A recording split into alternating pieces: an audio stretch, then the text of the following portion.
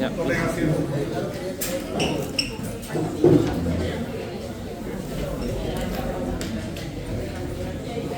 Ok, entonces gran parte de todo lo que vamos a ver está en esta introducción.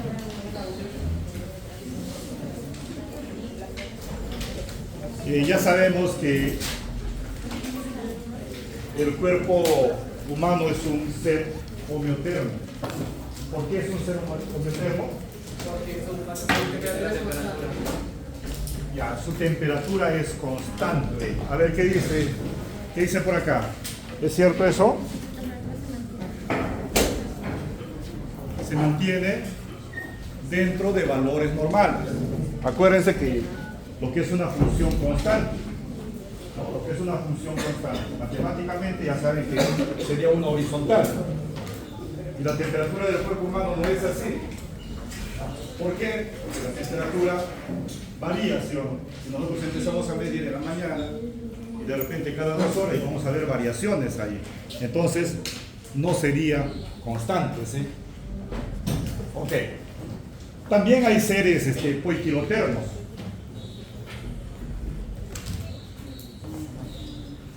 ¿Y cómo ellos controlan entonces su temperatura?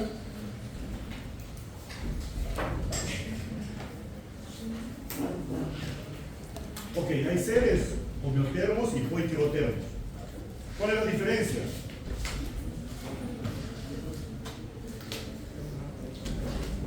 Homeotermos estamos ahí. Poiquilotermos, ellos se van a adaptar a la temperatura del medio ambiente.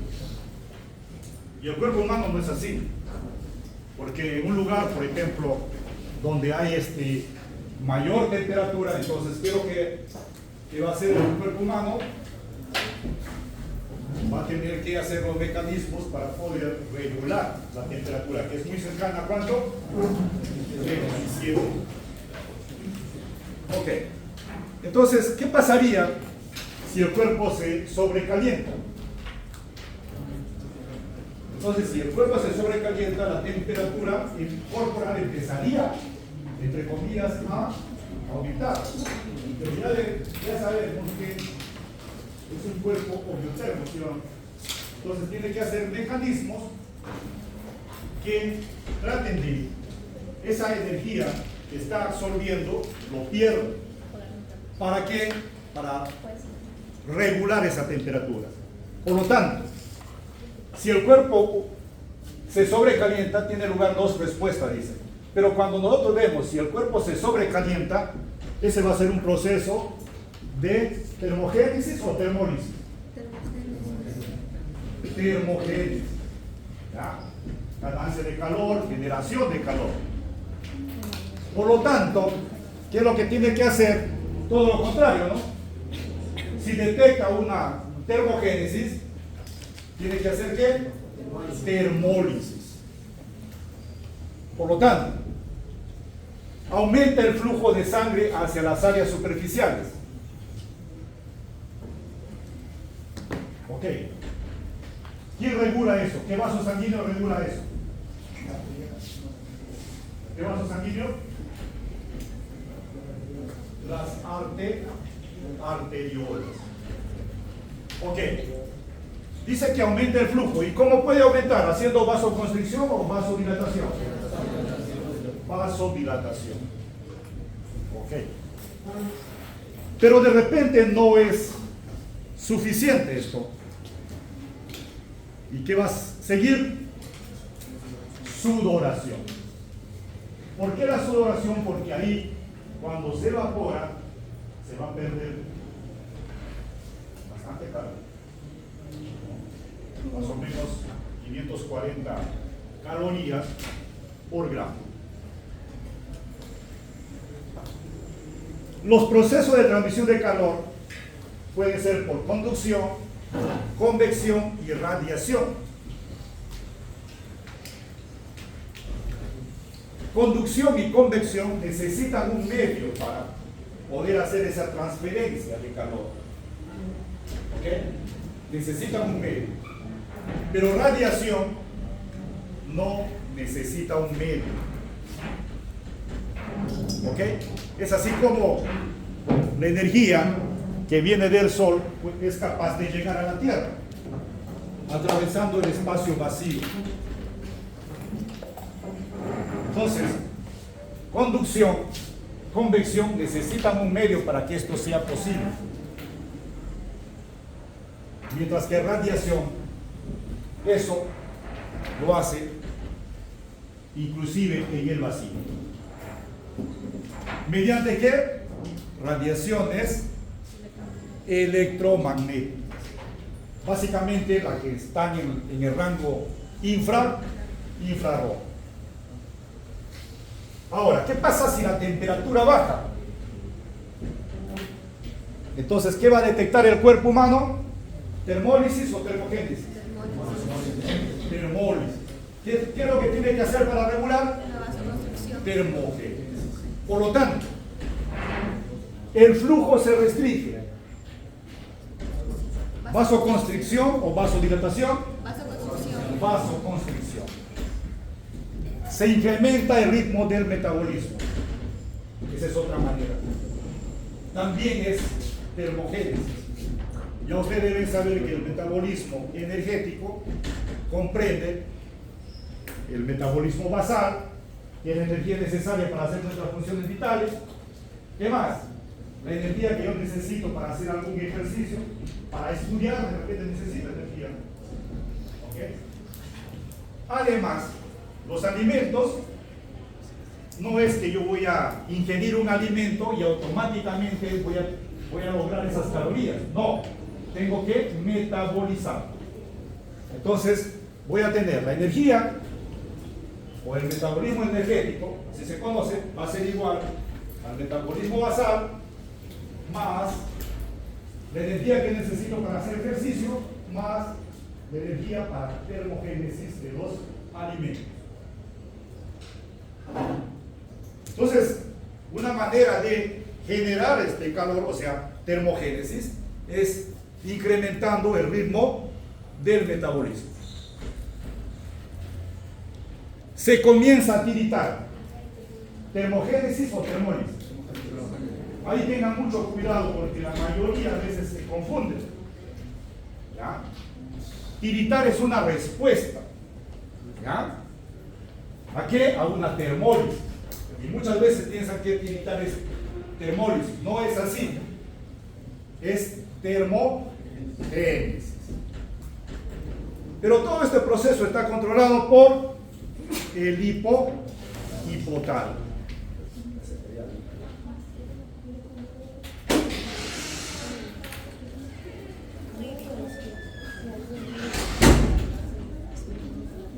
Bueno, entonces el cuerpo humano es un sistema acuoso. Y eso lo sabemos, acuoso, ¿por qué? ¿Sí? Mayor cantidad de agua, de 65 a 70%. ¿Qué más? Somos un sistema termodinámico abierto. Abierto. ¿Por qué? Porque podemos transferir materia y energía. Pero somos una máquina térmica. Máquina térmica. ¿Por qué? Porque nuestro combustible es el calor. ¿Okay? El calor. Bueno, vamos a ver entonces las bases físicas, ¿no?, de todo lo que hemos hablado para poder de repente, ¿no?, darle un enfoque científico acá. Sistema termodinámico. ¿Qué es un sistema termodinámico? Ahí está la definición. Pero yo voy a resumir diciendo que el sistema termodinámico es el objeto de estudio. El objeto de estudio. Entonces yo quiero, por ejemplo, el menor sistema termodinámico en el cuerpo humano va a ser la célula. La célula. Entonces la parte extracelular sería el medio ambiente. Pero ¿qué sucede? Entre ese sistema termodinámico y el medio ambiente, yo debo asegurar que la energía, ¿no?, que se puede intercambiar y la materia debe permanecer constante. O sea, significa entonces que el medio ambiente más el sistema termodinámico va a ser lo que se conoce como universo. Esto es relativo, obviamente. Entonces, quiere decir que si el sistema termodinámico gana calor, ¿quién pierde calor? El medio ambiente. ¿Ok? Si el medio ambiente realiza trabajo, ¿no?, entonces sobre ese sistema termodinámico, ¿no?, si fuera un gas, por ejemplo, haría una compresión. Si el sistema termodinámico realiza un trabajo, entonces ¿sobre quién? Sobre el medio ambiente. Entonces hay que tener en cuenta ello. Por lo tanto, todo lo que ocurre, ¿no?, se va a conservar ahí, ¿no? Si se pierde, o sea, si se pierde energía, en este caso en el sistema termodinámico, lo va a ganar ¿quién? El medio ambiente y viceversa. Ok. A ver, otro sistema de repente, ¿no?, en el cuerpo humano, ¿no?, podemos de repente vamos a aislar, o mi objeto de estudio es la parte respiratoria, ¿ok? La parte respiratoria. Por lo tanto, eso va a ser mi objeto de estudio, el sistema respiratorio. El resto del cuerpo, ¿qué sería? El medio ambiente. El medio ambiente. Entonces, todo lo que ocurre en ese cuerpo, ¿no?, debe conservarse. ¿Ya? Acuérdense, objeto de estudio. Por ejemplo, si yo quisiera analizar, a ver, cómo contribuye un estudiante, ¿no?, con la temperatura de ese ascensor, ¿no? Acuérdense que nosotros utilizamos bastante los ascensores. ¿Qué pasa? Entramos en el primer piso y llegamos al séptimo y vemos cómo aumenta la temperatura, ¿sí? Entonces, si yo quiero analizar cómo influye uno de ellos, mi objeto de estudio, o sea, mi sistema termodinámico, sería ¿qué? El estudiante. El resto, ¿cuál sería? El medio ambiente. Entonces yo tengo que asegurar que en ese ascensor la energía que se va a compartir, ¿no?, va a ser entre el sistema termodinámico y el medio ambiente. Ok. Entonces, de acuerdo a ello, yo puedo, ¿ya?, clasificar entonces los tipos de sistemas termodinámicos. Sistema abierto, ya lo dijeron, eso es el cuerpo humano, así se comporta, ¿no?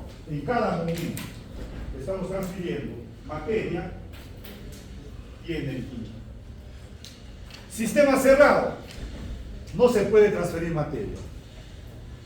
En algún momento sí, el cuerpo humano puede ser un sistema cerrado. Por ejemplo, ahorita dejemos de respirar, pero eso no va a ser a todo el tiempo, ¿sí o no? Sistema aislado no permite o no se puede transferir entonces ni materia ni energía. Eso sí es bien difícil para el cuerpo humano, ¿no? Para el cuerpo humano. Pero se puede hacer un sistema, ¿no? Se puede hacer un sistema de repente donde, como una cápsula completamente aislada del medio, ¿no?, de la parte externa, entonces la persona puede entrar ahí y se puede medir de repente la concentración de oxígeno y CO2 en ese lugar. Entonces, ¿qué va a suceder? Empezamos a respirar, obviamente, respiramos oxígeno, ¿no?, y expiramos, en este caso, ¿no?, el aire, pero con mayor concentración ahora de CO2. Por lo tanto, en ese recipiente, ¿qué pasaría? La concentración de oxígeno iría disminuyendo y la concentración de CO2 iría aumentando. Esa también es otra forma como calculan, ¿no?, el valor calórico, por ejemplo, de algunas para ver, en este caso, el metabolismo basal, ¿no? Que es la energía necesaria, ¿no? Que yo necesito para hacer mis funciones vitales cuando estoy en reposo y a una temperatura agradable. Y el siguiente, el sistema adiabático. Entonces, no se puede transferir energía. Entonces, ahí tenemos, ¿no?, los 4 tipos de sistemas termodinámicos. Entonces, acuérdense que el cuerpo humano, un sistema abierto. Sistema abierto. Ok. Entonces, al inicio dijimos que vamos a ver todas las leyes, ¿no?, o principios que dan lugar a la explicación, pues, ¿no?, de lo que es la termorregulación, y esto se hace con la termodinámica. La termodinámica. ¿Ok? Entonces, vamos a ver el primer principio, ¿ya?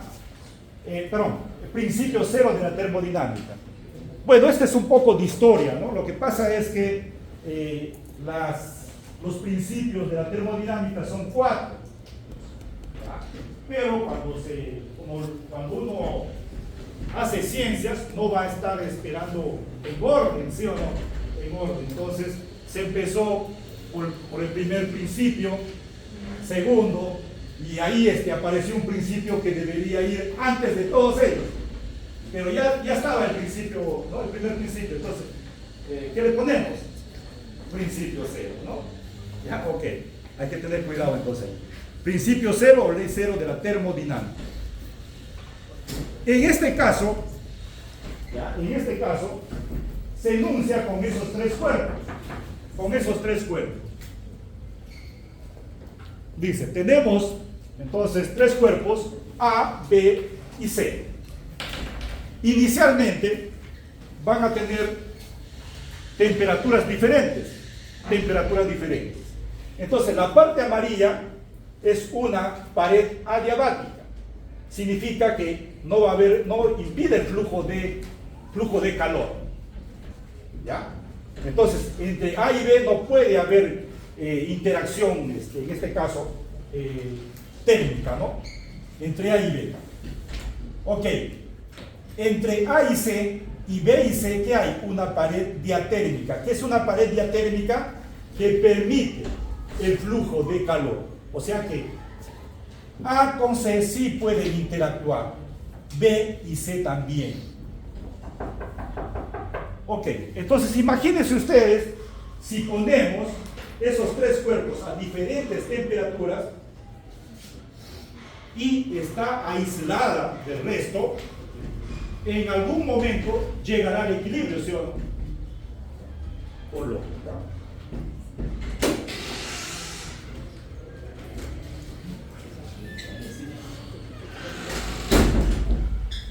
Ok, entonces, ¿qué sucede? Después de un cierto tiempo,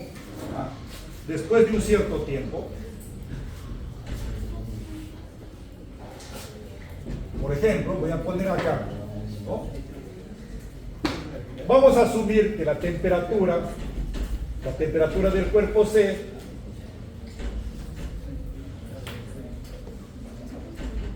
es el menor de todos. ¿Ok? Entonces, esto ocurre, vamos a poner acá, inicialmente. ¿Ok? Inicialmente. Ahí tenemos, ¿no?, las temperaturas de esos 3 cuerpos. Entonces, por ejemplo, ¿no?, la temperatura de A va a ser mayor que la temperatura de B y mayor que la temperatura de C. ¿Ok?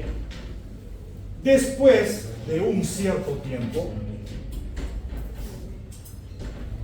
todo ese sistema llegará a una temperatura ¿de qué? De equilibrio. Una temperatura de equilibrio. Pero hay que tener en cuenta que esa temperatura de equilibrio no puede ser mayor que la temperatura de A.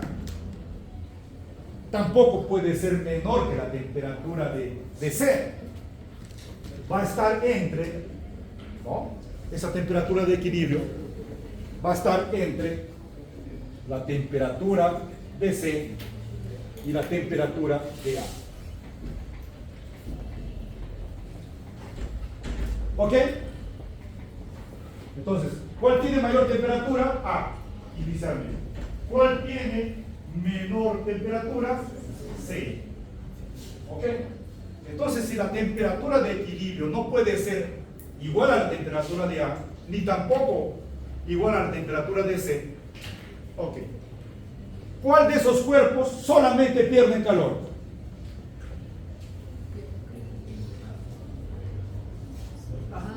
A, perfecto. A solamente pierde calor. ¿Ya? Porque tiene mayor temperatura. ¿Y C qué es lo que hace? Gana. Solamente gana. Entonces, de B que podríamos decir que puede ganar o perder. ¿Ya? Puede ganar o perder. Entonces, esta ley cero tiene que ver algo así como la propiedad de transitividad en matemáticas. ¿Se acuerdan? Si A es igual en este caso podría decir, ¿no? Si A es igual a C y B es igual a C, entonces A es igual a B. Entonces, en otras palabras, ¿qué es lo que dice? ¿Ya? Si A está en equilibrio con C, ¿ya? Y B está en equilibrio, ¿no? Con C también, entonces A estará en equilibrio con B. ¿Ok? Entonces, esta ley cero, ¿ya? O principio cero también, ¿conoce?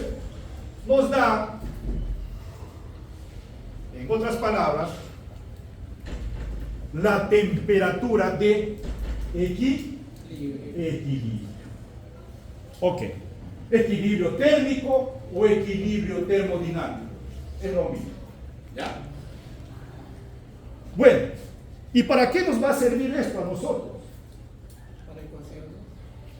Ya, también. Pero en su práctica, por ejemplo, ok, medir, por ejemplo, la temperatura de los cuerpos o temperatura corporal, ¿sí o no? Entonces, ahora, cuando yo quiero medir, ojo, cuando yo quiero medir entonces la temperatura, vamos a poner del cuerpo A con otro cuerpo que sea el cuerpo B. Entonces, el cuerpo A, ¿no? Que sea, por ejemplo, la persona, ¿no? La persona, y el cuerpo B, que sea el termómetro.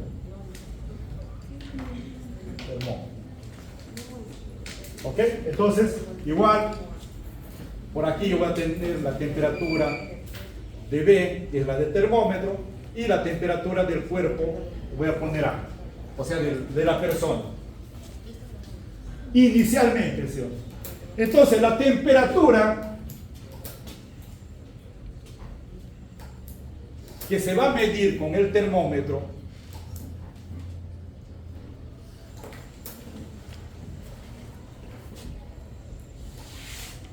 va a ser la temperatura de equilibrio. Entonces, cuando ustedes miden la temperatura, ¿okay? Un termómetro, por eso es que de repente esperan un momento, un tiempo, ¿no? Con los termómetros, bueno, ya no se están utilizando, pues, de mercurio, pero, ¿qué es lo que se hacía? Se ponía de 3 a 5 minutos. Pero, ¿qué pasaba ahí? Se lograba el equilibrio, ¿sí o no? El equilibrio térmico. Ok, entonces, cuando nosotros medimos la temperatura, no estamos midiendo la temperatura del cuerpo A, tampoco la temperatura del cuerpo B. ¿Qué es lo que estamos midiendo? La temperatura de equilibrio. Ok, Pero ¿qué sucede? Ya tecnológicamente se tiene que hacer que la temperatura de equilibrio sea lo más cercano posible ¿a qué? A la temperatura del cuerpo que yo quiero medir.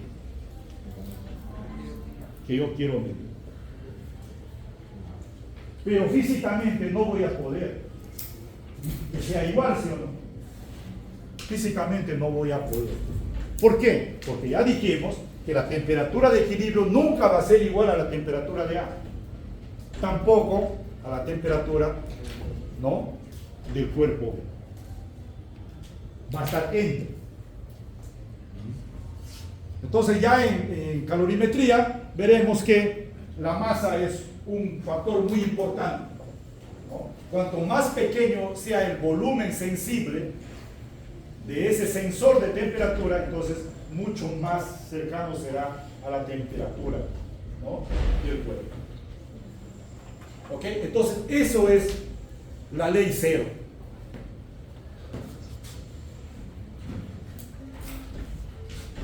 O principio cero. Ok. ¿Qué es temperatura? Ahí. ¿Okay? Temperatura. Entonces vamos a ver lo que es temperatura. Es una magnitud física escalar. Ok. De hecho que ese sistema o ese cuerpo, ¿no?, tiene energía potencial, energía química, etcétera, etcétera, ¿no?, energía eléctrica, etcétera, etcétera. Pero ¿cuál está relacionado con la temperatura? La energía cinética. La energía cinética, o sea, la energía de movimiento. Cuanto más movimiento tenga, ¿no?, por ejemplo, esas moléculas, ¿no?, mayor temperatura. Ojo, y esto se va a dar no solamente en los gases, también en los líquidos, también en los sólidos. Claro, de hecho que los gases tienen esa libertad de moverse de un lugar hasta otro, hasta chocar sobre el recipiente que los contiene, ¿no? En un líquido no, en un sólido tampoco, pero ellos pueden vibrar ahí en sus posiciones reticulares, ¿no? Entonces pueden vibrar mucho más rápido, ¿no? Ok, ¿y cómo se va a medir o cómo se llaman esos instrumentos para medir la temperatura? Se denominan termómetros. Y estos pueden ser de líquidos, pueden ser de gas, pueden ser de resistencia, pueden ser bimetálicos, etcétera, ¿no?, etcétera. Por ejemplo, en el caso de lo que se utilizaba mercurio, ¿no?, ahí se utilizaba pues la dilatación de ese mercurio. ¿Por qué? Porque la temperatura en el cuerpo o en los cuerpos, ¿qué es lo que hace la temperatura en los cuerpos? Dilatación. Dilatación. Entiéndase ahora, dilatación que puede ser una dilatación positiva o una dilatación negativa. Entonces, mira que ustedes están observando que hay una dilatación lineal, hay una dilatación superficial y una dilatación volumétrica. La dilatación lineal y superficial son aproximaciones. Por ejemplo, si yo tengo un cable bastante delgado, ¿no?, y quiero ver sus variaciones de repente, ¿no?, de dilatación, o sea, quiero ver la dilatación en otras palabras, en ese hilo delgado, bastante delgado. Entonces, de hecho, la naturaleza en la que vivimos, al menos, o sea, se comporta tridimensional, ¿sí o no? Pero, ¿qué pasa? Mayor, ¿no?, o más relevante va a ser la dilatación lineal que en las otras dos dimensiones, por ejemplo, en ese hilo. Entonces, se puede aproximar ahí una dilatación lineal. Superficial igual, como si yo tuviese una hoja, ¿no? Entonces, el espesor es casi despreciable, y puedo asumir ahí.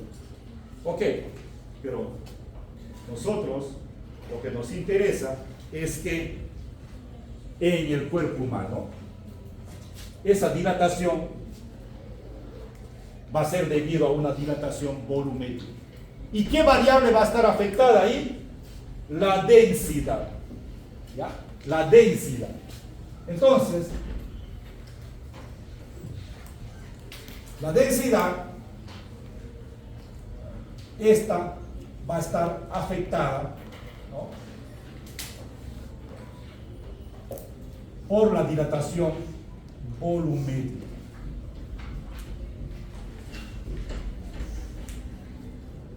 O sea, la dilatación, perdón, la densidad después de haber hecho esta variación de temperatura va a ser igual a ¿qué?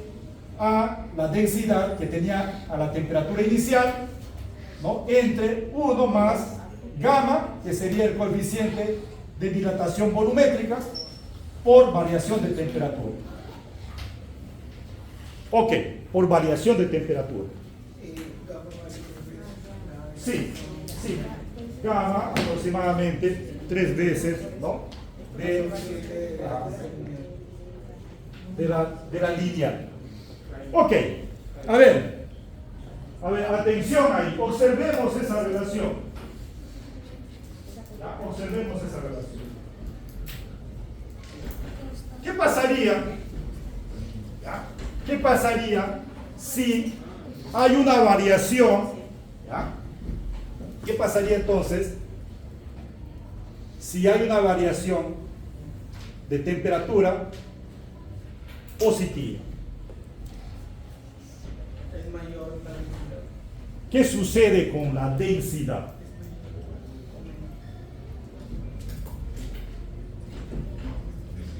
Observen ahí en esa relación.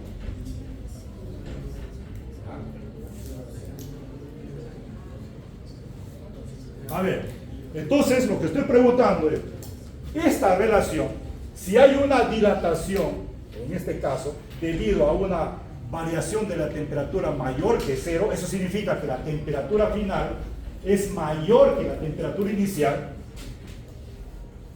¿cómo estarán relacionados estos dos? Igual,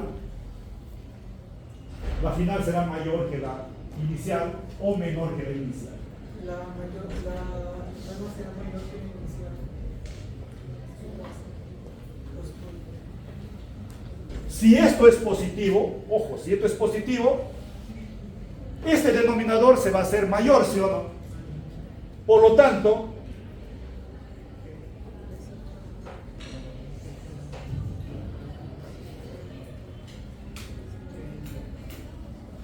¿ok?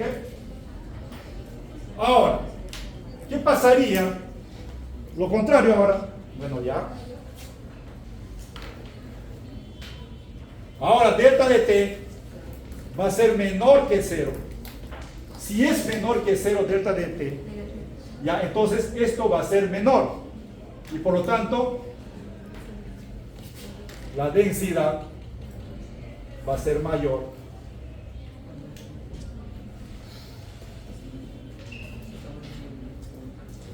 Ok, ¿saben lo que es una relación inversamente proporcional, sí o no? Directamente proporcional también. ¿Ok? A ver, ¿ahí tienen alguna duda? ¿Tienen alguna duda? Pero igual yo puedo poner aquí de repente algún valor, se me ocurre. Mira, para el primer caso, para un delta de t mayor que 0, por ejemplo, yo puedo poner así, mira.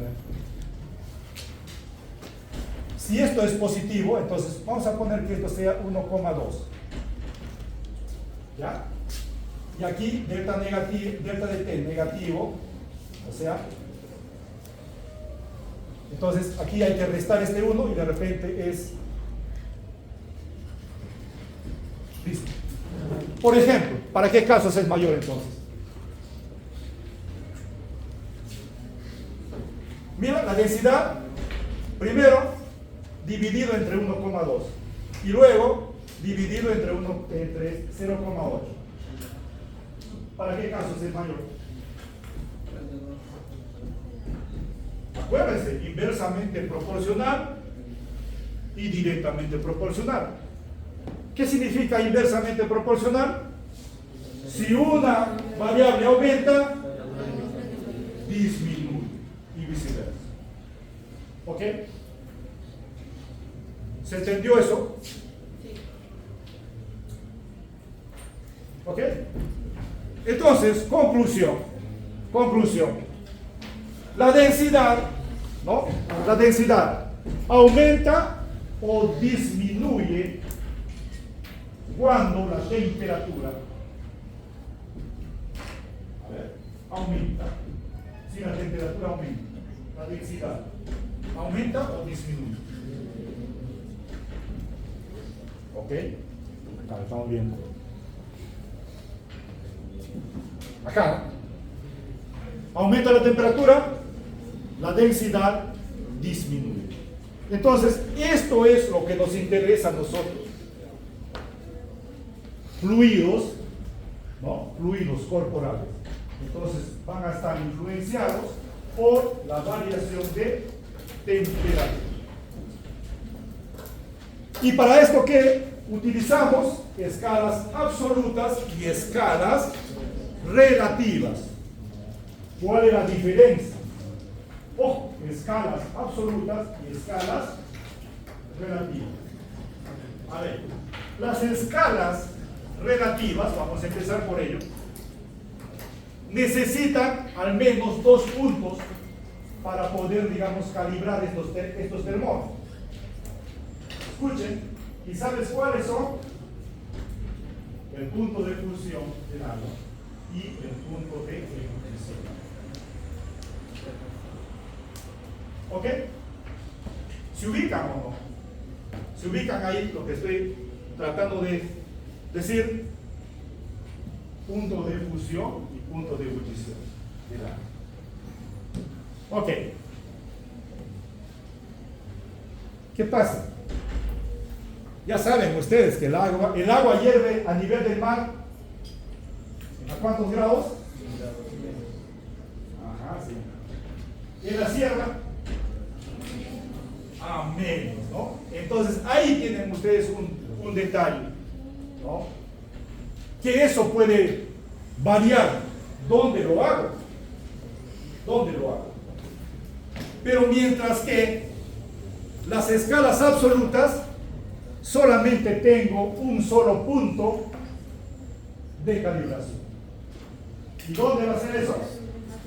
En el punto triple del agua.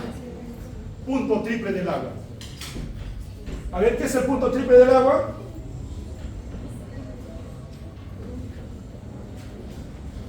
¿Qué es el punto triple del agua?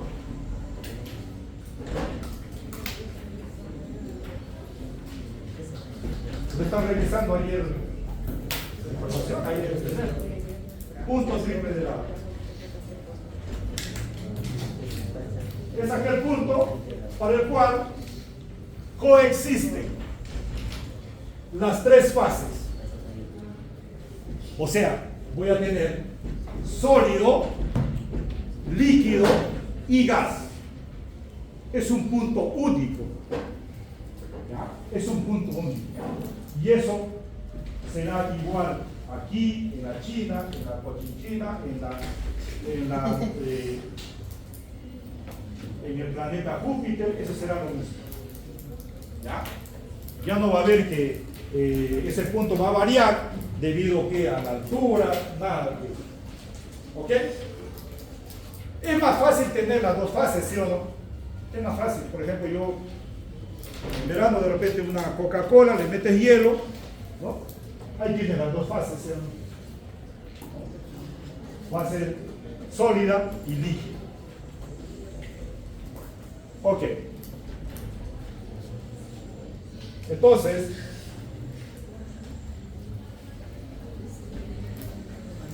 ahí tenemos entonces la equivalencia. Escuchen, ahí tenemos las equivalencias entre las escalas, ¿no?, relativas y absolutas. En este caso vamos a utilizar el sistema internacional para el caso de la temperatura absoluta. ¿Ya? O sea, ¿la unidad cuál es en el sistema internacional de la temperatura? Celsius. Kelvin. Ok. Entonces, fíjense ustedes acá. Si yo quiero convertir Fahrenheit en Celsius, tengo que utilizar estas dos primeras. ¿Ok? A ver, lo vamos a hacer acá. ¿Oh? Ok, entonces, ¿qué tenemos? Fahrenheit menos 32 sobre 180 C sobre 100. Eso es lo que tenemos, ¿no? Como tenemos unas relaciones. Y Kelvin menos 273 sobre 100. ¿Ok? Eso es lo que estamos teniendo acá. ¿Listo? ¿Cómo vamos a utilizar esto? ¿Ya? Hay que tener cuidado, eso es una equivalencia ahí, ¿no? Por lo tanto, si yo quiero, ¿no?, llevar Fahrenheit a Celsius, o también, ¿no?, Celsius a Fahrenheit, ¿sí o no? ¿Cuál voy a utilizar?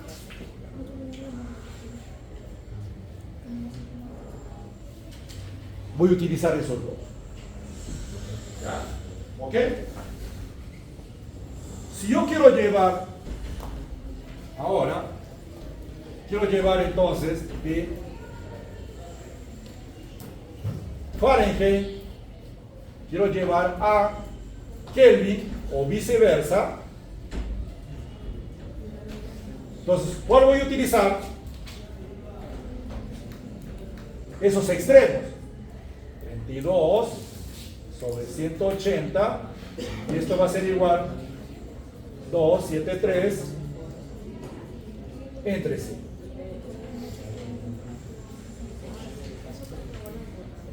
¿Listo? ¿Sí? Ok. Si yo quiero llevar entonces, ¿no?, ahora Celsius a Kelvin o viceversa, entonces ¿qué voy a tener?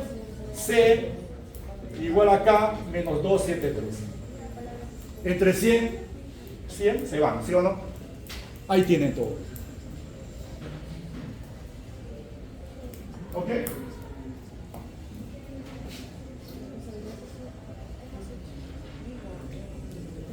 Ok, pregunta entonces, ¿cuál es la temperatura corporal? ¿Ya? A ver, aplicación. ¿Cuál es la temperatura corporal en el sistema internacional?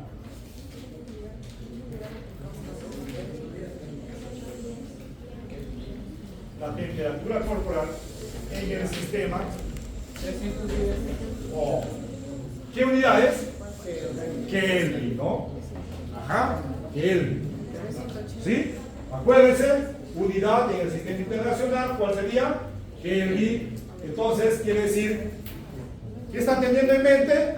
Los 37 grados. A ver, por ahí creo que están un poco distraídos. 37 grados. Entonces, quiero llevar aquí. Trabajar con esto. ¿Sí? Entonces, despejando, ¿cómo haría? Ajá. C más 273. ¿Cuánto?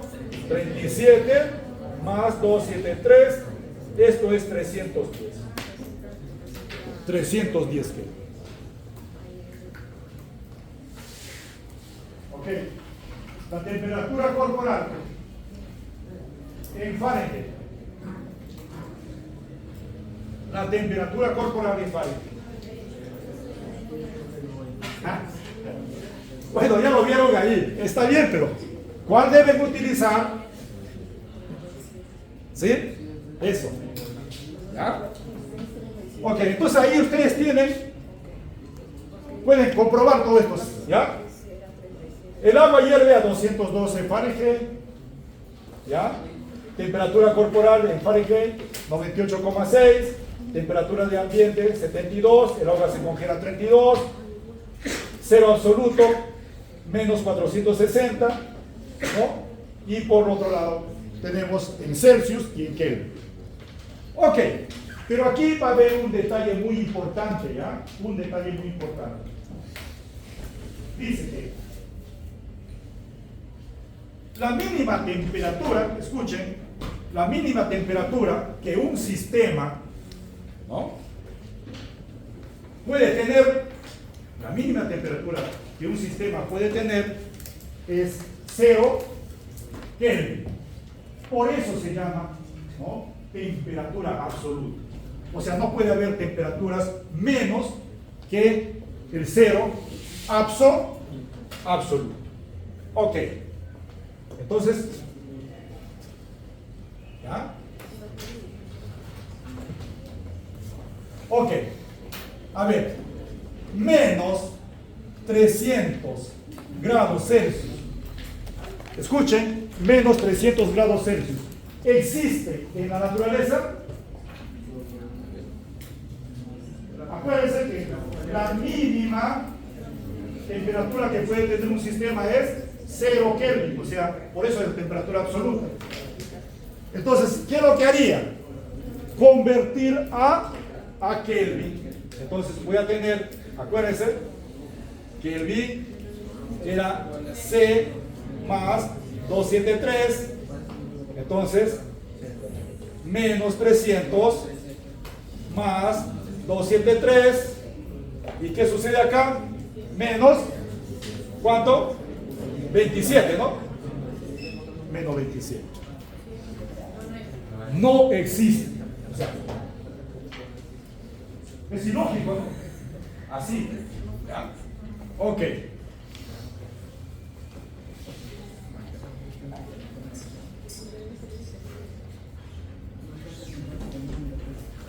Calor y trabajo. Ok. Calor y trabajo. Por si acaso, no es que yo tengo calor, nada de eso, ¿ya?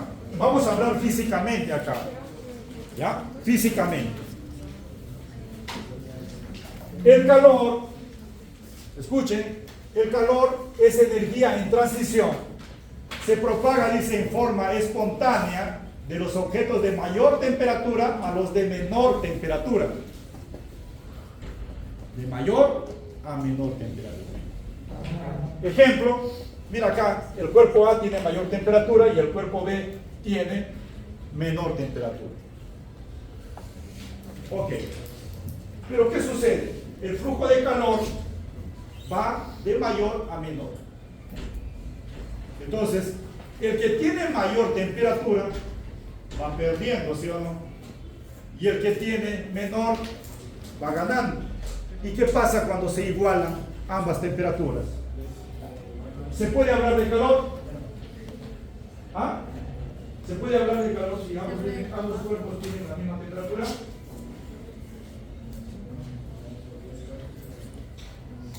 El flujo va de mayor a menor. ¿Ok? De mayor a menor. Entonces, veamos.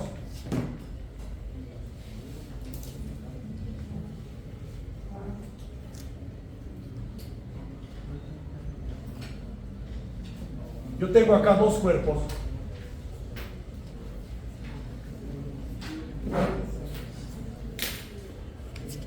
Dos cuerpos. Si gusta el cuerpo A, el cuerpo B, como gusta. Ok. De acuerdo a lo que ustedes leyeron arriba. ¿Se puede hablar? ¿Se puede hablar de calor? Sí se puede hablar. ¿Por qué? Ok. Entonces aquí también hay que tener cuidado. El flujo va de mayor a menor.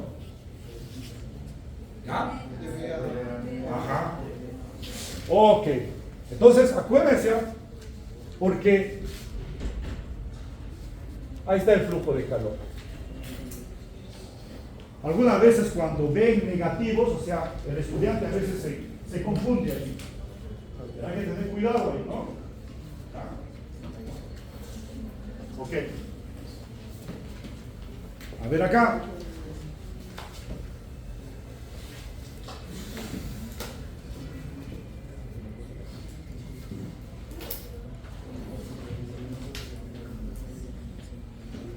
¿Se puede hablar de calor? ¿Por qué no se puede hablar? Ajá. ¿Tiene la misma? Ok. ¿Listo?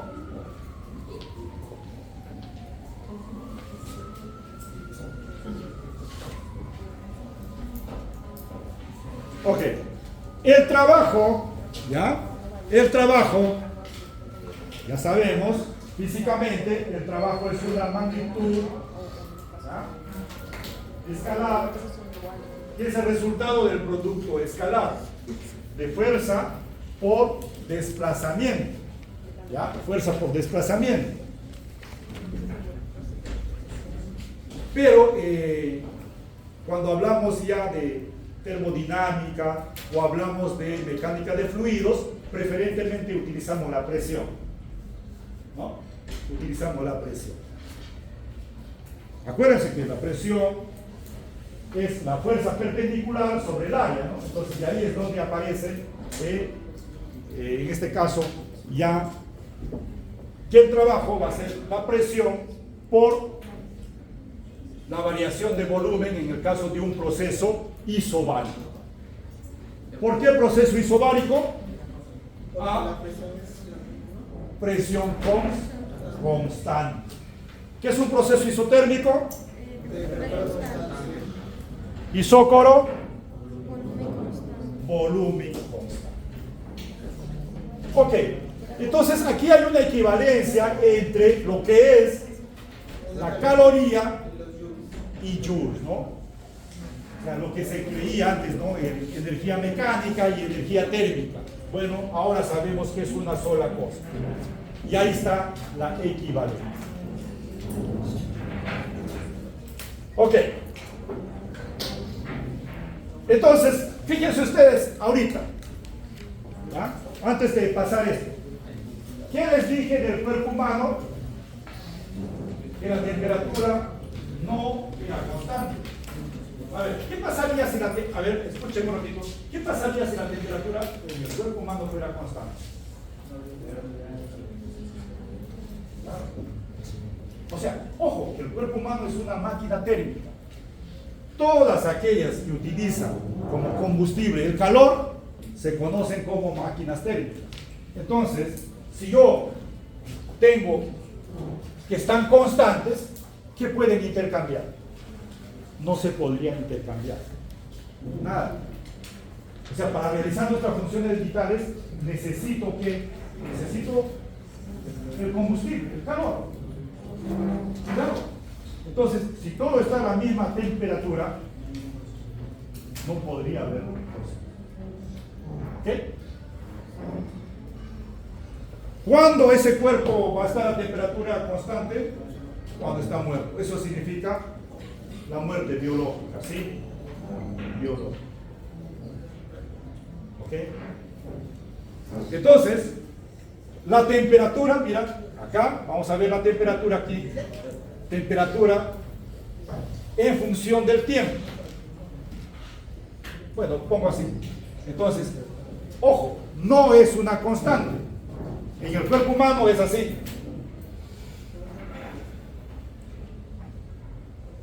Mira cómo va variando. Una fiebre, un pico.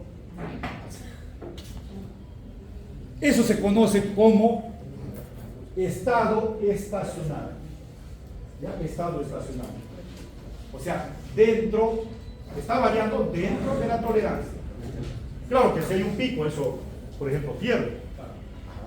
Entonces, eso hace posible, ¿no?, que haya, pues, transferencia de calor, ¿ya?, para poder realizar las funciones vitales.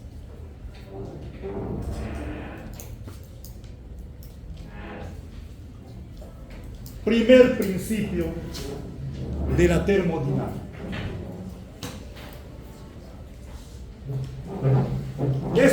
también me va a servir porque con esta yo puedo, ¿no?, obtener la energía necesaria, ¿no?, si es que en una reacción química, de repente lo podemos decir una reacción bioquímica, ¿sí o no? Es una reacción bioquímica. Pueden ser, a ver, ¿saben lo que es exoenergética? Una reacción exoenergética, endoenergética, así, ¿no? Perfecto. Entonces yo puedo, a ver, A con B van a reaccionar. Entonces, si hay una reacción exoenergética, se va a liberar calor, ¿no? O sea, energía calórica. Y si es una reacción endoenergética, más bien yo tengo que darle esa energía para que pueda, ¿no?, hacerse la reacción. Pero vamos a enunciarlo entonces. Dice, si un sistema pasa del estado 1 al estado 2, cualquiera sea la manera o trayectoria de ir de 1 a 2, la variación de la energía interna entre el estado 2 y el estado 1 es igual a la cantidad de calor absorbido por el sistema menos el trabajo realizado por el sistema. Bueno, de repente, mucho más claro, para eso estamos para aclarar esto, ¿no? A veces las definiciones están tal cual, ¿no? Ok. Esto es un sistema termodinámico, ¿ya? Ese es un sistema termodinámico, ¿perfecto? Inicialmente tiene una energía interna, ¿ok? Tiene una energía interna. Le estamos llamando U1, ¿ok? Si ese sistema termodinámico absorbe calor, ¿de dónde absorbe calor? Ajá, del medio ambiente, ¿ok? Del medio ambiente. Y realiza trabajo sobre el medio ambiente. Entonces, ¿qué crearía? Mira, inicialmente tenía U1, gana Q y pierde W. Entonces, esa sería la energía interna final en el punto 2. Pero ¿qué sucede? Es complicado conocer la energía interna de un sistema, porque necesitaría saber cuántas moléculas tiene, cómo están haciendo, etcétera, etcétera.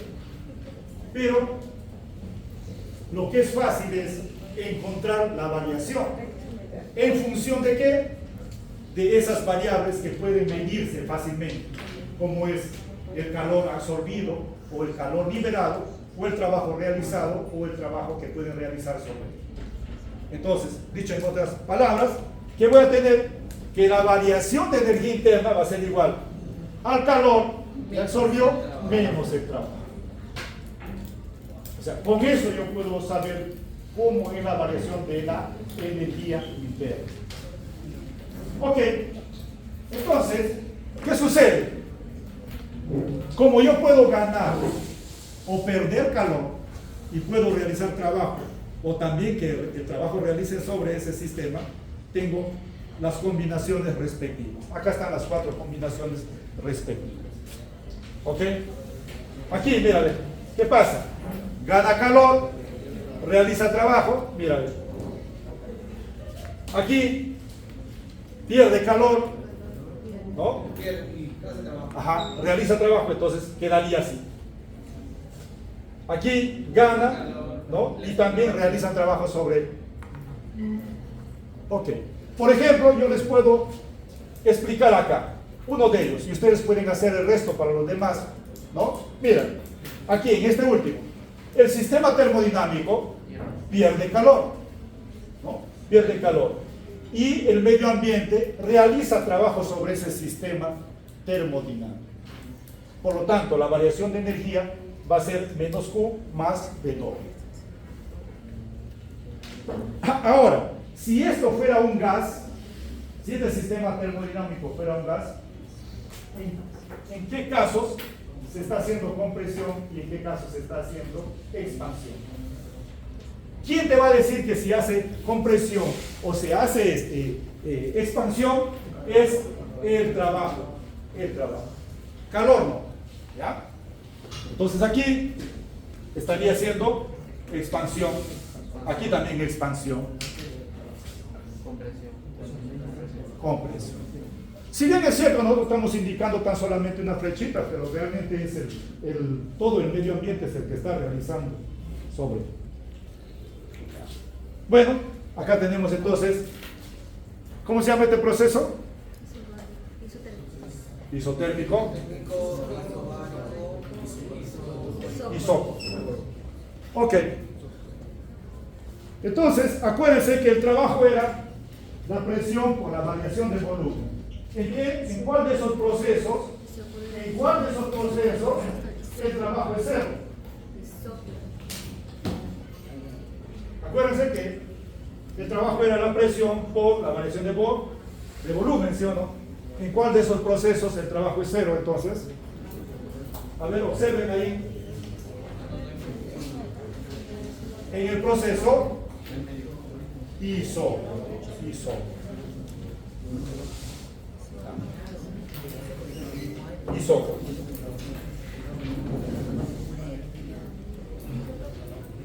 Ok, entonces aquí voy a detenerme un ratito. Porque somos una máquina térmica. El cuerpo humano es una máquina térmica, ya saben por qué. Perfecto. Pero ¿qué resulta? Resulta que, acuérdense ya, resulta que el calor que uno absorbe no lo puede realizar 100% en trabajo. O sea, el calor que uno absorbe no lo puede realizar en 100% en trabajo. Pero el trabajo sí lo puede convertir 100% en calor. ¿Ya? Es por eso que nosotros, como somos una máquina térmica, no rendimos el 100%. O sea, me refiero, yo necesito más calor, o mejor dicho, el calor que yo absorbo, ¿ya? No lo realizo totalmente en trabajo. Es siempre menos. ¿Ya? Pero igual existimos nosotros, ¿sí o no? Pero ahorita ya no, pues máquinas térmicas, bueno, trenes ya dejaron, a no ser que aquí en el Perú, en el Cusco, creo que hay un tren que todavía utiliza ¿no? El calor. El Titanic también utilizaba, ¿no? Pero ahora ya no, ahora son más modernos. ¿Por qué? Por la eficiencia. No rinden 100%. ¿No?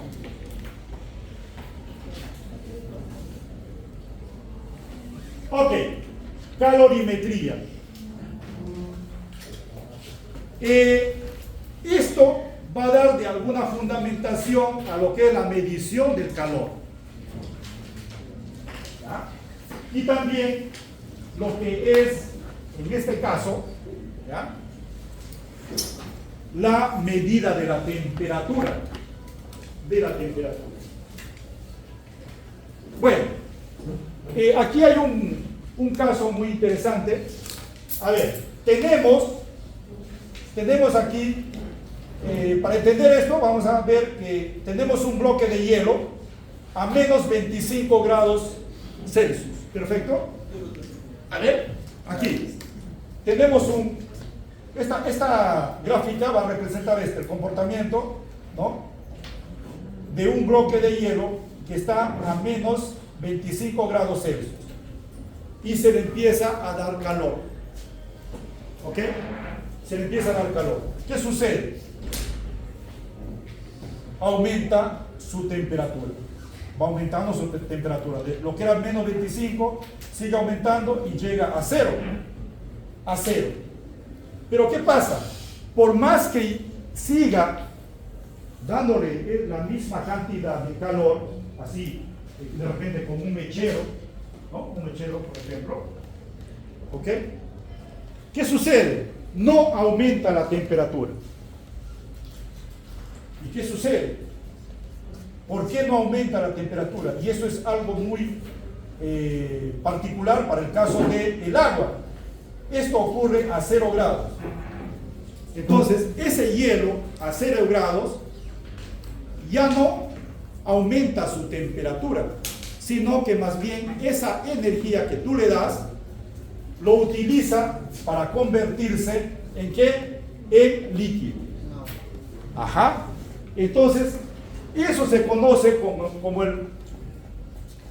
el punto de fusión, o lo que se conoce como calor latente de fusión para el caso del agua, que es 79,6 calorías por gramo. O sea, ¿qué significa? Para yo convertir 1 gramo de hielo, ¿ya? De hielo en agua a la misma temperatura, necesito, 79,7. así es, en los libros aparece como 80, ¿no? Redondeando, 80 calorías por gramo. ¿Ok? Entonces, eso es lo que yo necesito, pero cuando está a 0 grados. Pero si está a menos grado, yo primero necesito llevarlo a 0 grados. ¿Y cómo lo voy a llevar? Mediante esta ecuación. La masa de hielo por el calor específico del hielo por la variación de temperatura. ¿De dónde empiezo y a dónde llego, no?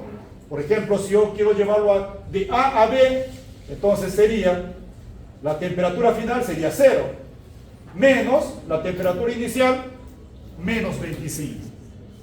¿Ya? Multiplicado por el calor específico, a presión constante, por la masa de hielo, entonces eso sería el calor que yo necesito. Pero ¿qué ocurre en fusión? Ahí, en el punto de fusión, necesito esa cantidad. Entonces, asumiendo que fuera 80 calorías por gramo, si yo quiero convertir 2 gramos de hielo, ¿cuántas calorías necesito? 160. Y así sucesivamente. Ok, pero cuando ya se convirtió, ojo, cuando ya se convirtió todo el hielo a la misma temperatura, ahora como líquido, recién ahí empieza a subir su temperatura. Mientras tanto no va. O sea, si yo tengo las dos fases, no va a subir la temperatura mientras que no todo todo esté como líquido, agua líquida. Una vez que está como agua líquida, esto empieza a subir su temperatura. Y voy a observar algo análogo, ¿dónde? A 100 grados. En 100 grados también voy a tener, ahí en el punto D, por ejemplo, acá, tengo todo el agua que está a 100 grados. Y aquí en el punto E, tengo ahora a 100 grados, ya no agua, sino, perdón, vapor de agua. Agua líquida, ya no, sino vapor de agua. Y entre D y E, que tengo las dos fases. Entonces, mientras que estén las dos fases, no puedo yo seguir avanzando, o sea, no va a aumentar la temperatura. Ok, y esto se conoce como el punto de ebullición o calor latente de vaporización, también le llaman acá, que en este caso sería 539 calorías por gramo. El agua entonces, fíjense ustedes, ahora, un gramo de agua líquida a 100 grados necesita ¿cuánto? 539 calorías para evaporar.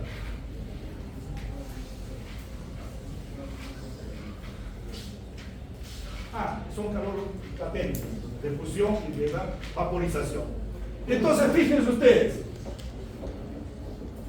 si ahora yo necesito eso, ¿ya?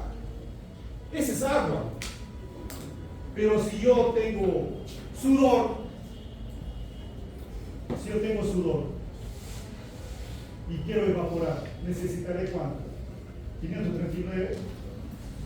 Necesitaré más, menos, ¿qué dicen? A ver.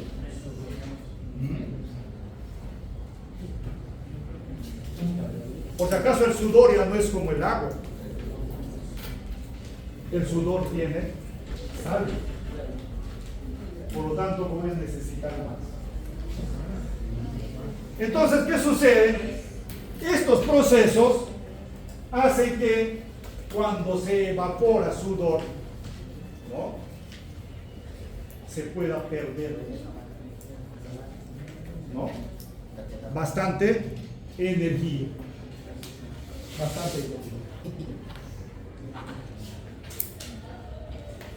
Ok.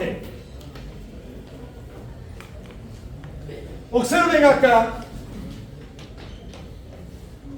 Dice sumatoria. Esta es una notación matemática. ¿Ya? Ok. Ahí hay una notación matemática. Lo voy a poner acá para más o menos. ¿Ya? No se asusten cuando hay notación matemática, ¿no?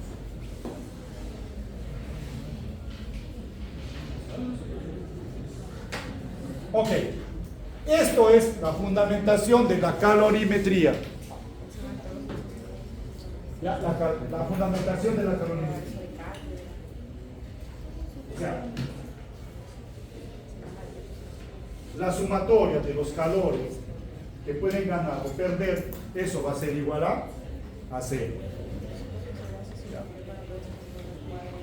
Lo más fácil de repente cuando yo tengo aquí el cuerpo, a ver, el cuerpo A con una temperatura A y aquí el cuerpo B con una temperatura B. Entonces, ¿qué pasa? ¿Cuántos cuerpos tengo yo ahí? Así, ¿no? 1 hasta 2 de Q sub I igual a 0. Ok, entonces Q sub 1 más Q sub 2 va a ser igual a 0. ¿Qué puedo observar? Que Q sub 1, Q sub 2. Entonces, si esto es el cuerpo 1 y esto es el cuerpo 2, entonces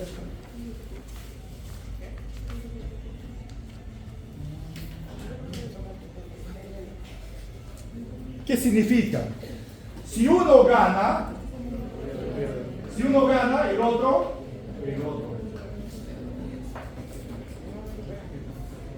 Ok. Ojo, ahí está la fundamentación, ¿ya?, de que la masa de ese termómetro debe ser lo suficientemente pequeña. ¿Ok? Entonces, si yo reemplazo acá, por ejemplo, si yo reemplazo acá, esto va a ser del cuerpo A, entonces sería la masa del cuerpo A por el calor específico a presión constante del cuerpo A por la variación de temperatura, o sea, la temperatura final. ¿Cuál sería la temperatura final? La temperatura de equilibrio menos la temperatura de A, más la masa del cuerpo B por el calor específico a presión constante del cuerpo B por la temperatura de equilibrio menos la temperatura del cuerpo B.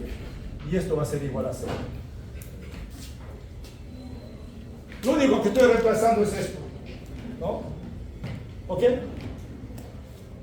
Y bueno, no es el detalle acá, solamente lo que quería es mostrar que la temperatura de equilibrio va a ser igual a ¿qué? Si ustedes despejan esto, van a tener así, la masa de A por el calor específico a presión constante de A por la temperatura de A más la masa de B por el calor específico a presión constante de B por la temperatura de B, ¿ya?, entre la masa de A por el calor específico a presión constante de A más la masa de B por el calor específico a presión constante de B. Ok, mira, yo voy a poner esa relación porque muchas veces, ¿ya?, hay que tener cuidado acá. Muchas veces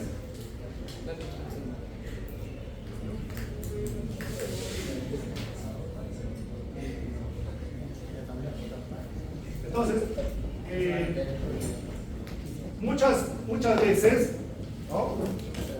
Nosotros cuando leemos ahí en los libros, por ejemplo, de fisiología, ¿ya? ¿Qué sucede? Nos relatan como historia, pero todo ello tiene su fundamentación física, ¿ya?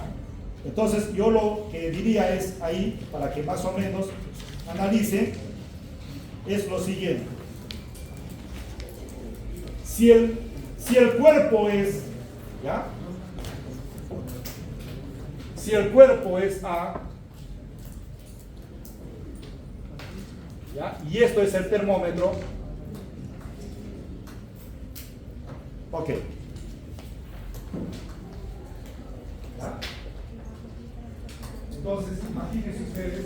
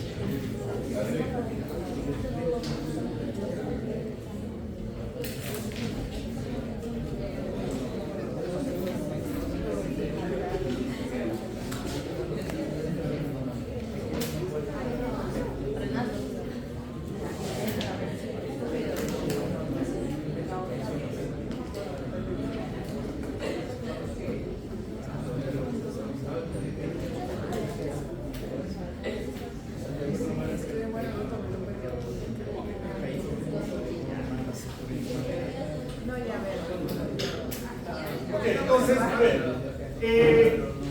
mira, a ver, un ratito.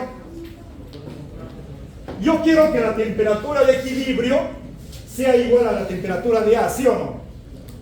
¿Sí o no? Eso es lo que yo quiero. ¿Sabes cuándo se lograría? Mira, escuchen, ¿qué pasaría si la masa de este cuerpo B es igual a 0? Si es igual a 0, mira lo que pasaría. Se va, ¿ok? Estos se van con estos, ¿y qué voy a tener? Que la temperatura de equilibrio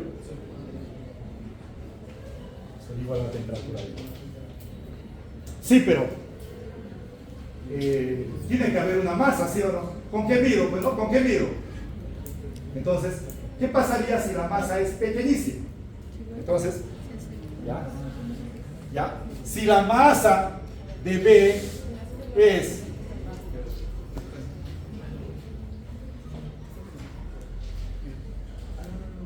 ¿ya? ¿Qué va a pasar? Que la temperatura de equilibrio va a ser casi aproximadamente a la temperatura de A. Ahí está el detalle. Es por eso que esos termómetros deben ser lo mínimo y más. O sea, menor volumen va a ser mucho mejor. Claro.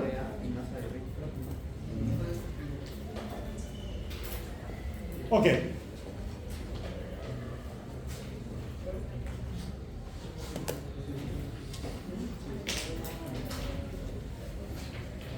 Segundo principio de la termodinámica.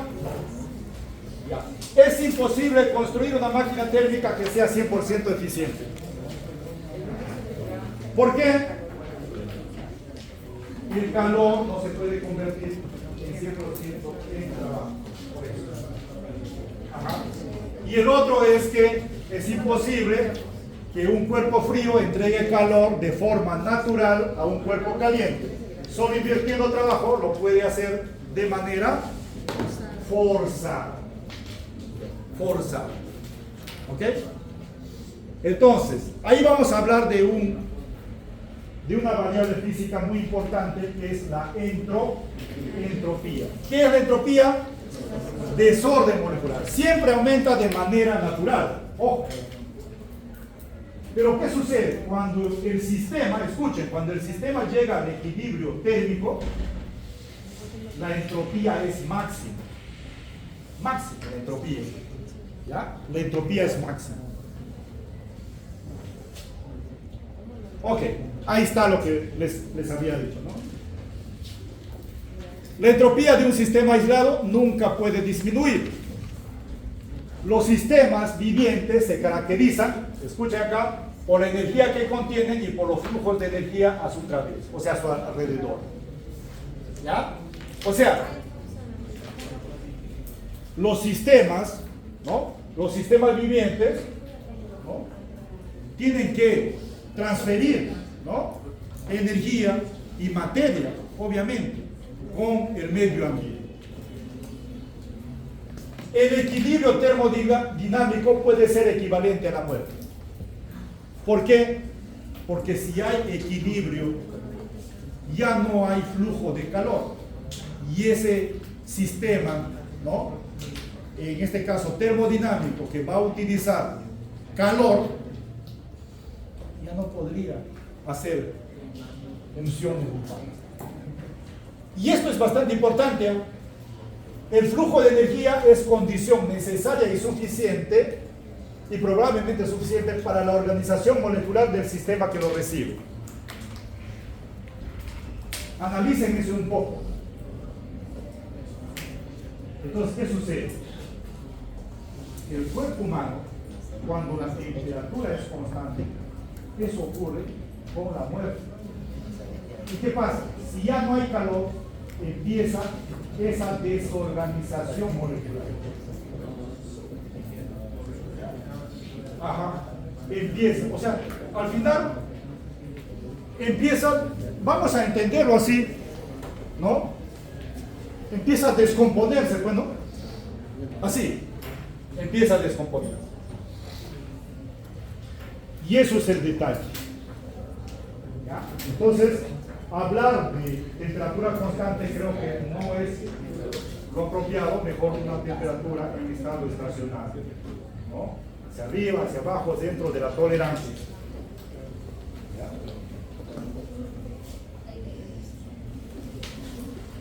Conducción. Necesito un medio, ¿eh? Necesito un medio. Necesito un medio. Ahora, es el modo de transferencia de calor a través de un cuerpo sólido. Escuchen, modo de transferencia de calor a través de un cuerpo sólido o a través de un fluido en reposo. Este es el calor, este es el tiempo, esto es la constante de conductividad térmica, este A es el área de esa sección transversal, delta de temperatura, la temperatura mayor menos la menor, y L, el espesor. Ojo, ya nosotros hemos visto relaciones directamente proporcional, inversamente proporcional. Ok, apliquemos esto a la vestimenta. Por ejemplo, yo me voy, escuchen, yo me voy al Polo Norte. ¿Qué pasaría si me voy con una vestimenta de menor espesor? Oh, veamos acá, veamos acá. Mira, esto es el flujo de calor, mira, ve. Flujo de calor, ¿ya? Q sobre T es el flujo de calor. ¿Cómo está relacionado con el espesor? Inversamente proporcional. Mayor espesor, menor flujo de calor. ¿Ok? Pero ese delta de T es el mayor menos el menor. Ok. En el polo norte o en el polo sur, la temperatura de ambiente, ¿cuánto estará? Menos bajo cero, ¿sí o no? Bajo cero estará. Por lo tanto, va a ser mayores y el flujo de pérdida de calor va a ser mayor. ¿Por qué? Directamente. Con el área también. O sea, si yo me voy desnudo, pues si yo me voy desnudo, entonces será la superficie corporal. Pero si yo me voy bien abrigado y solamente dejo la carita, la expuesta va a ser esta, ¿no? Menor pérdida. Y este K, la constante de conductividad. Si ese K es pequeño, va a haber menor flujo de pérdida de calor. Ahora, ¿qué sucede con ese campo? ¿Por qué para la práctica nosotros decíamos, hay que limpiar la grasa, ¿no?, que tenemos en la piel? ¿Por qué? Entonces, ese K hace que sean aquí conductores térmicos o aislantes térmicos. ¿La grasa qué es? Aislante térmico. Es por eso que cuando se van a la sierra, por ejemplo, ¿no?, la piel se vuelve amarillenta. ¿Por qué? Es un mecanismo, ¿no?, de defensa, ¿no? ¿Por qué? Porque la grasa es un aislante. Ok, y ahí podemos ver todo ello, ¿no? Convección. Necesitamos también ¿qué? Un medio. Pero ahora este medio está en movimiento. ¿Ya? Está en movimiento. ¿Ok? Mira, acá tengo el cuerpo y aquí la temperatura del cuerpo y acá la temperatura del fluido. Entonces, mira, la temperatura del cuerpo menos la del fluido, ¿no?, multiplicado por IH, que es el coeficiente de convección pelicular, va a ser el flujo, ¿ya?, va a ser el flujo de calor. A ver, ¿cuándo hay pérdida? Cuando hay pérdida, obviamente cuando la temperatura, ¿no?, del cuerpo es mayor que la del fluido. ¿Ok? Ahí está viendo pérdida. Entonces, ¿qué pasa ahora? Mira, a ver. A ver, ahí tenemos un aire acondicionado. Ahí tenemos un aire acondicionado. ¿Qué pasaría si este aire acondicionado ahora lo cambiamos y va a ser un calefactor, ¿no? ¿Qué va a suceder ahora? Yo voy a ganar. Si es mayor, ¿sí o no? Entonces puede haber convección libre o natural o convección forzada.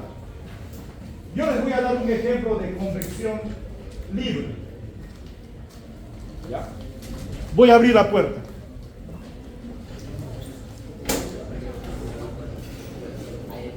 Okay. Eso es un ejemplo de convección libre, ¿ya?, o natural. El aire puede entrar o puede salir. Es libre. Pero forzada, aire acondicionado, calefactores, ¿no?, ventiladores. Eso es, ¿ya? Y por último, radiación.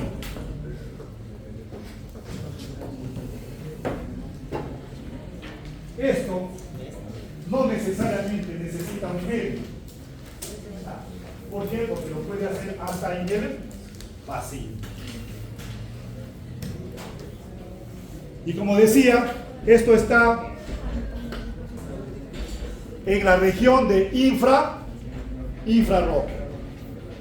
Ok, entonces, ¿qué pasa acá? Que el flujo de calor va a depender de qué? De el coeficiente de emisividad, ¿no?, la constante de Stefan Boltzmann, el área y la temperatura absoluta a la cuarta potencia. Ahora, ¿qué es el coeficiente de emisividad o absorbancia? ¿No? O sea, si yo hago incidir sobre ese cuerpo energía, si lo absorbe completamente, sería un cuerpo negro. Si lo refleja completamente, sería, ¿no?, un cuerpo completamente reflejante. Entonces, ¿qué pasa? El cuerpo humano, ¿cómo se comporta? A ver, ¿cómo se comporta? ¿Cercano a un cuerpo negro o cercano a un cuerpo completamente reflejante?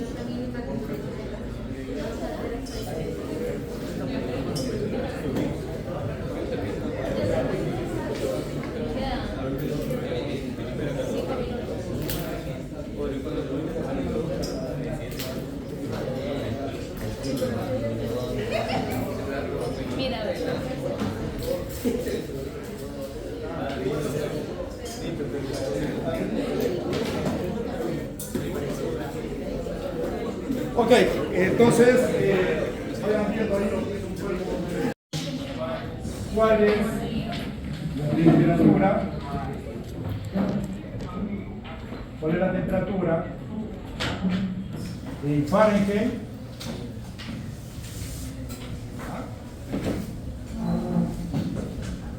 Para una hipertermia.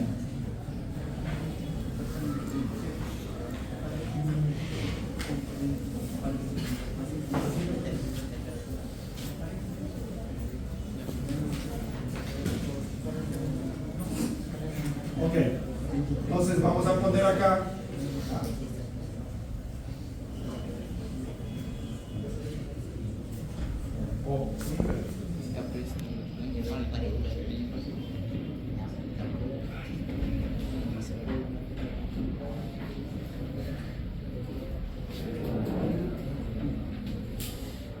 para una hiperpirexia, ¿ya? Pirexia mejor. Hiperpirexia. Una hiperpirexia. ¿Cuál es la temperatura en Fahrenheit para una hiperpirexia? Ok. Entonces, ¿alguien sabe lo que es una hiperpirexia? ¿A partir de cuánto? De 40. 40. Ok, a ver, un voluntario que pueda calcular. Voluntario, a ver. ¿Usted?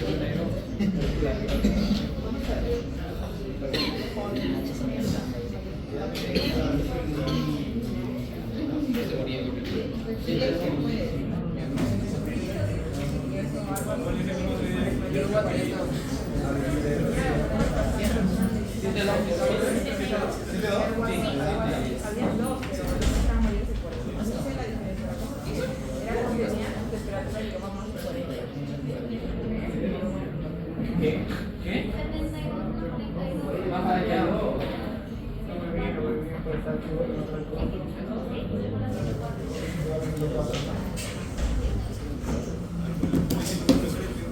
ya vamos a...